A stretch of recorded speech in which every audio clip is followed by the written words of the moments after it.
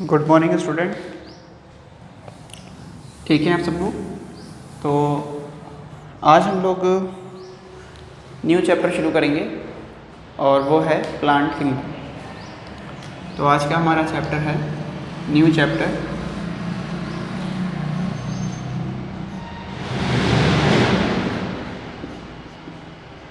Plant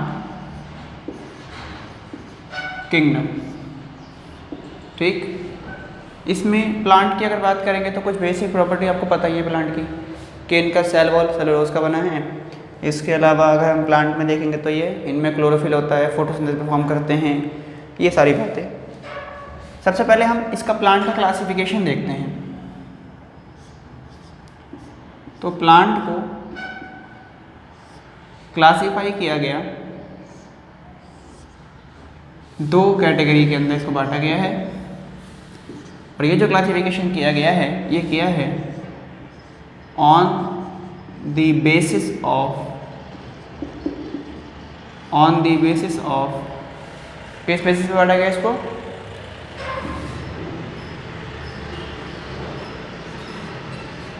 producing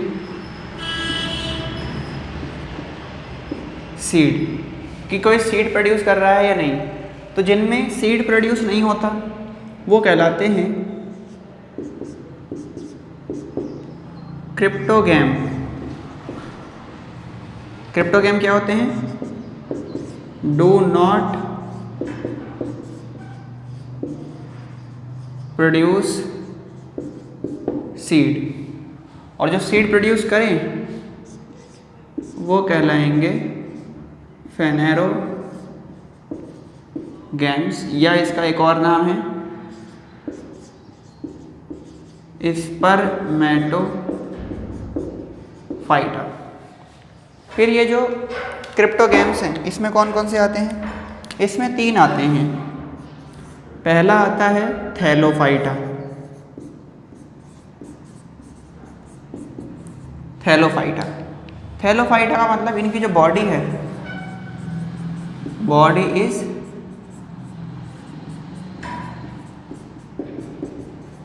thallus like, इनकी body thallus like होती है, थैलोफाइटा।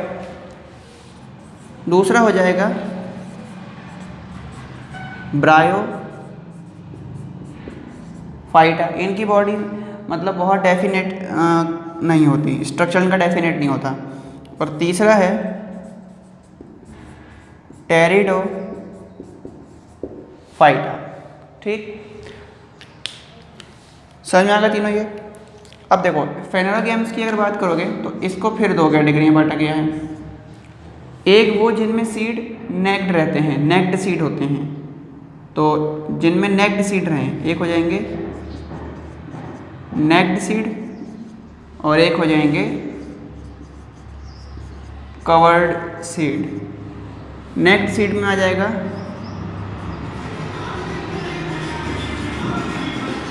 जिम्नोस्पर्म, कवर्ड सीड में आ जाएगा एंजियोस्पर्म। ठीक है, जिम्नोस्पर्म और एंजियोस्पर्म।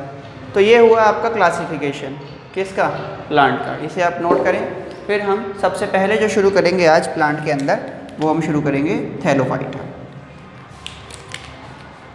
डन। तो हमने क्लासिफिकेशन समझ लिया। अब हम थैलोफाइटा की बात करते हैं।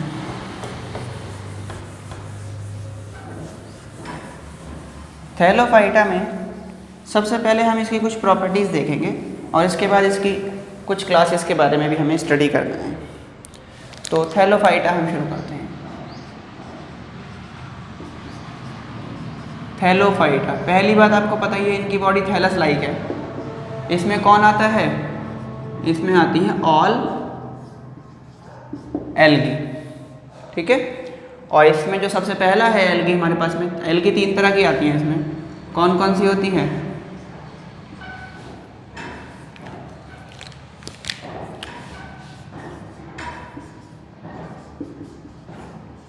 Red algae,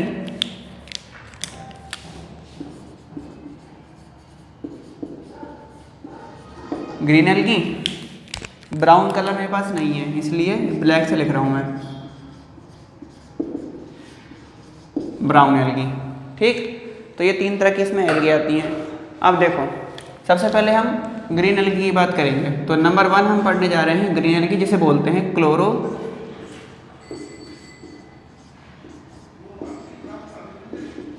Chlorophyta. क्लोरोफाइटा में हमारे पास आती है ग्रीन एल्गी। तो सबसे पहला पॉइंट अगर समझें तो इसमें जो पिगमेंट होता है मेन ग्रीन एल्गी में, वो क्या होता है? तो मेन या इनके अंदर हम देखें, क्लोरोफिल ए होता है, क्लोरोफिल बी होता है, इसके अलावा इनमें ज़ैंथोफिल होता है और कैरोटीन होता है। लेकिन ये जो 2 पिगमेंट हैं क्लोरोफिल ए और बी, ये इसके मेन पिगमेंट हैं। यही फोटोसिंथेटिक पिगमेंट है मेन, जिनकी वजह से ये ग्रीन एल्गी फोटोसिंथेसिस करेगा। पहला पॉइंट क्लियर हुआ। दूसरा पॉइंट देखिए, ग्रीन एल्गी का अगर स्ट्रक्चर देखे जाएं तो ये कैसी हो सकती हैं? यूनिसेलुलर मोटाइल हो सकती है, मतलब एक सेल वाली मूवेबल। तो इसका एग्जाम्पल है क्लेमाइडोमोनास।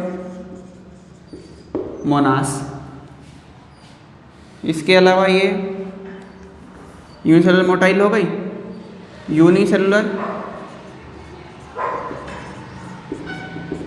नॉन मोटाइल हो सकती है।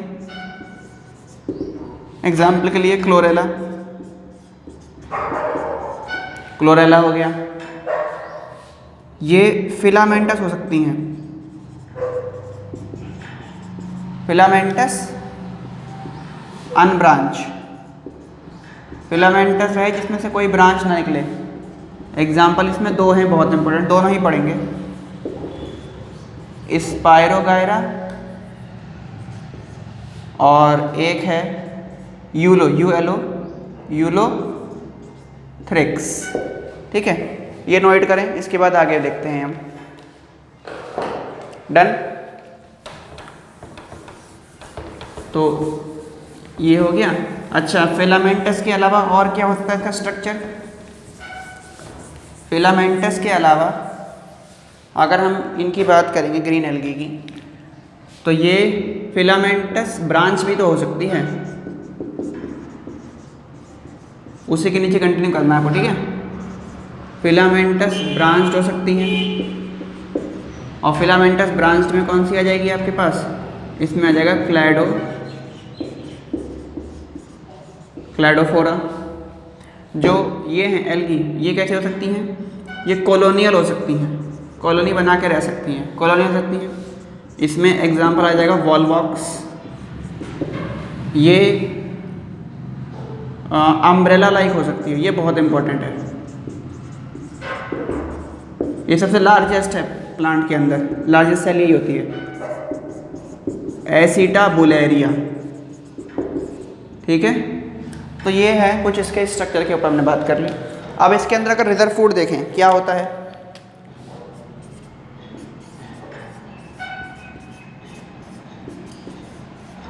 रिजर्व फूड अगर देखें एल्गी में, तो इनमें रिजर्व फूड होता है क्या? स्टार्च होता है, स्टार्च होता है, और क्या हो सकता है? एंड पायरिनॉइड होता है। ये पायरिनॉइड क्या है? देखो, पायरिनॉइड का मतलब है बीच में तो ये प्रोटीन हो गया, ये जो दिख रहा है ना आपको बीच में, ये तो हो गया प्रोटीन, और प्रोटीन को चारों तरफ से सराउंड करेगा इस तरीके से।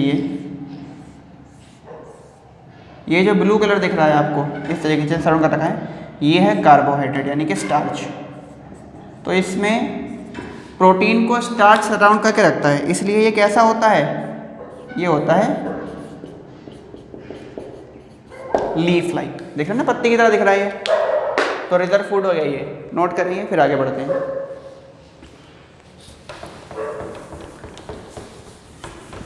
अब देखो, रिजर्व फूड के बाद अगर हम आगे समझें इनमें, तो जितने भी ये थैलोफाइटा हैं, या हम क्लोरोफाइटा की बात कर रहे हैं, तो जितने भी क्लोरोफाइटा हैं इनका हैबिटेट क्या होता है?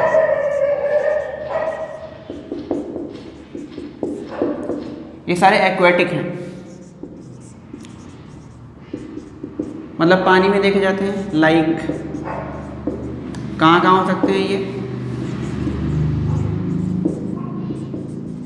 फ्रेश वाटर में हो सकते हैं, पॉन्ड में हो सकते हैं और मॉइस्ट एरिया में हो सकते हैं। इनमें एक स्पेशल पॉइंट है, नोट करके आप लिखेंगे यहीं पर, दे आर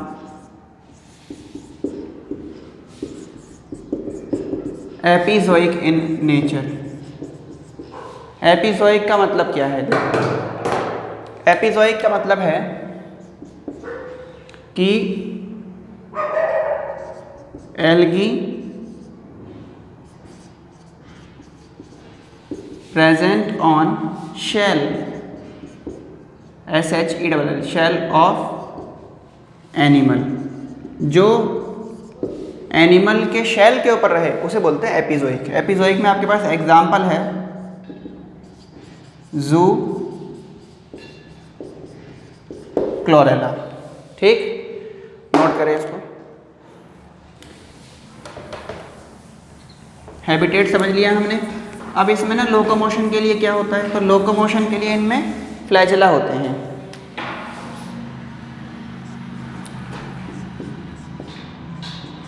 दे हैव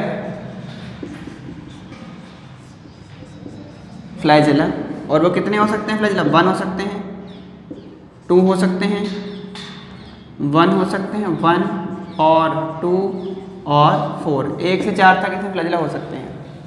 इसके बाद हम इनमें रिप्रोडक्शन देखते हैं। अब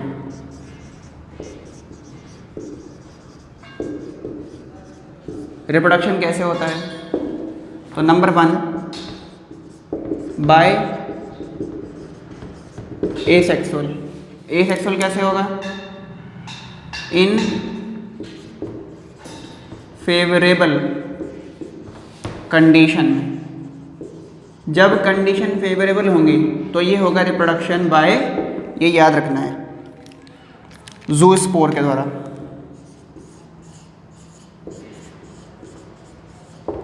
और ये कैसे होते हैं ज़ूस्पोर? ये मोटाइल होते हैं, मूवेबल होते हैं, या बोल सकते हैं ये फ्लैजिलेटेड होते हैं। इसमें फ्लैजिला देखे जाते हैं। ठीक है, और जब कंडीशन है कि अनफेवरेबल, सेकंड देखो, इन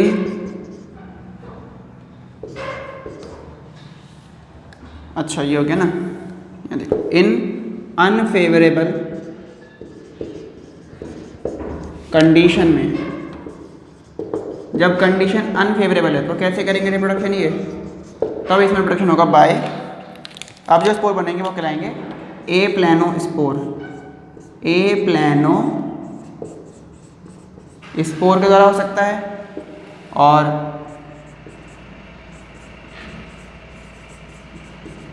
हिप्नोस्पोर हो सकता है। ये जो ए प्लानोस्पोर और हिप्नोस्पोर हैं, ये कैसे हैं? ये हैं नॉन मोटाइल। ठीक है, तो ये हो गया आपका इसके अंदर रिप्रोडक्शन। इस तरीके से होगा सेक्सुअल एसेक्सुअल रिप्रोडक्शन। अब फिर आता है सेक्सुअल रिप्रोडक्शन कैसे शो करते हैं ये, तो उसे समझते हैं।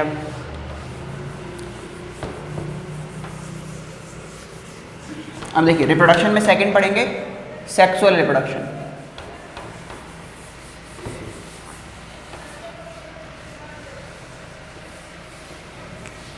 तो अगर हम सेक्सुअल रिप्रोडक्शन की बात करें, सेकंड है सेक्सुअल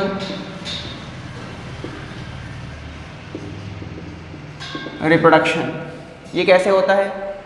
सेक्सुअल रिप्रोडक्शन हो सकता है इसके अंदर बाय 3 तरह के इसमें बनते हैं गैमेट्स बाय, और गैमेट का फ्यूजन होगा। तो नंबर 1 आइसोगैमस। आइसोगैमस में क्या होता है? आइसोगैमस का मतलब है fusion of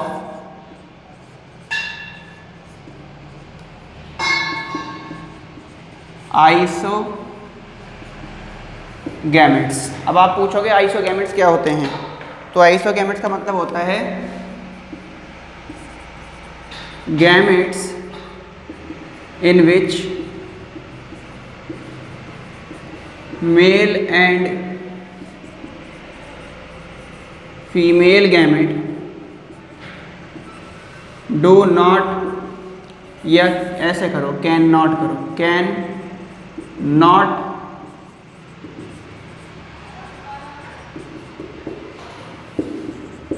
differentiate from male and female, जिसे मेल एंड फीमेल मॉर्फोलॉजिकली, मतलब जिसे आप बाहर से देखकर ये ना बता सको कि कौन सा मेल गैमेट है कौन सा फीमेल गैमेट है, उसे बोलते हैं हम लोग आइसोगैमेट्स। और ऐसे गैमेट फ्यूज होंगे तो कहलाएगा आइसोगैमस। क्लियर है? अब सेकंड देखो, पहला आइसोगैमस हो गया। दूसरा देखिए, दूसरा तरीका है इसके अंदर, second one,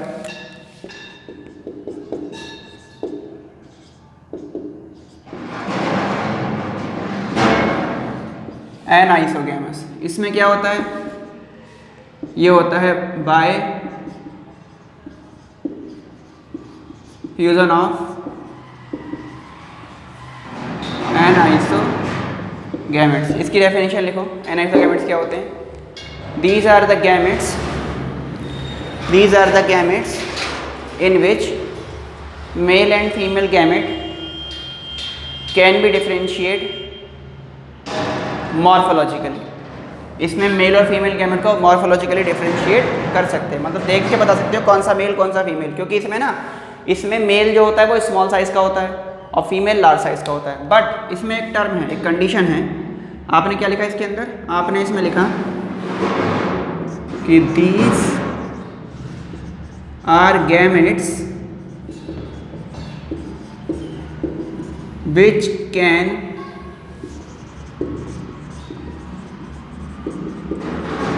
differentiate morphologically into male and female, but इसमें दोनों गैमेट बोथ ईदर मोटाइल और नॉन मोटाइल, दोनों या तो मोटाइल होंगे मूव करने वाले या फिर दोनों नॉन मोटाइल होंगे। ठीक है, तो ये हो गया एनाइसोगैमेट्स। तीसरा देखो, अब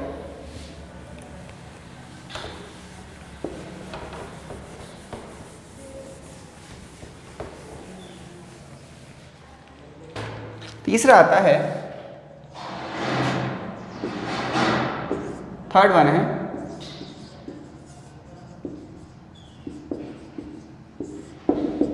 oogametes। oogametes की अगर बात करें तो इसमें क्या होता है? oogametes बोल रहा हूँ, oogametes। इसमें फ्यूजन होगा किसका?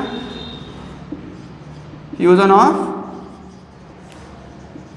oogametes। अब ये बहुत इंपॉर्टेंट है, देखो oogametes क्या होता है? oogametes क्या है? तो these are gametes which can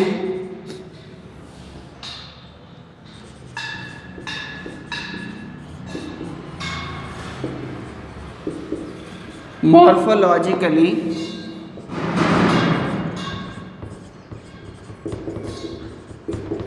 differentiated into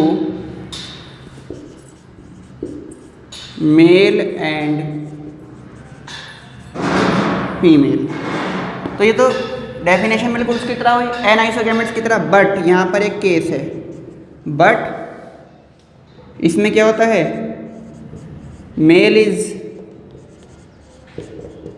motile and female is non motile. इसमें मेल गैमेट मोटाइल होता है, फीमेल गैमेट नॉन मोटाइल होता है। तो ये सारी प्रॉपर्टी हमने पढ़ ली क्लोरोफाइटा की। तो क्लोरोफाइटा कवर हुआ यहाँ पे। अब हमें शुरू करना है, अब हम ना इस क्लोरोफाइटा के कुछ एग्जाम्पल हमने आपको बताए हैं, जो जैसे क्लेमाइडोमोनास बताया मैंने आपको, स्पायरोगायरा बताया मैंने आपको, यूलोथ्रिक्स बताया मैंने आपको, हमें ये तीनों पढ़ने हैं। ठीक है, क्लेमाइडोमोनास, स्पायरोगायरा और यूलोथ्रिक्स, ये तीनों कवर करेंगे। तो नेक्स्ट क्लास के अंदर, नेक्स्ट वीडियो में हम इसके 1 बाय 1 एग्जाम्पल को स्टार्ट करेंगे। तो यहाँ तक करके रखेंगे। Thank you so much.